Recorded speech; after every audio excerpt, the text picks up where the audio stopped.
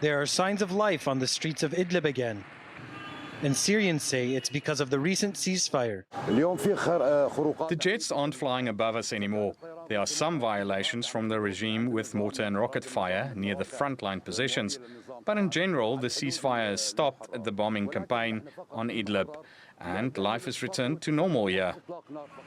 Following months of Assad regime bombardment that killed hundreds and displaced hundreds of thousands of civilians, Russia and Turkey agreed to a ceasefire on March 6. But Abu Ala is still concerned about the future. The future is unknown. Russia violated all the previous Russia-Turkey deals.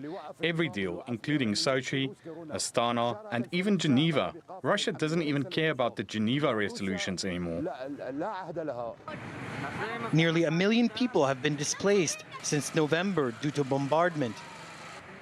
Ahmed fled with his family and says he won't accept regime control over his town. We want the regime to go back to the Sochi lines. And even further, if possible, it would be great if the regime would leave all of Syria.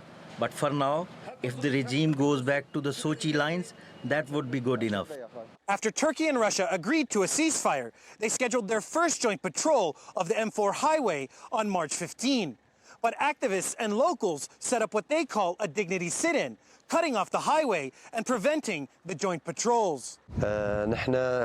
We've been here for more than 16 days conducting this sit-in. Our goal is to stop the Russian-Turkish joint patrols on the Latakia-Aleppo highway known as the M4. The Turkish military convoys are able to enter, but we're not allowing the Russians because they're the ones that killed our people and displaced us from our homes. Hussein doesn't believe the ceasefire will help him get home. People like me who've been displaced from Ghouta, Homs and Hama all know that the Russians can't be trusted. The current deal is that they would enter these areas and allow displaced people to return home. But this is not going to happen. People won't be able to go home. And if they decide to come to these areas, it will only be through military means.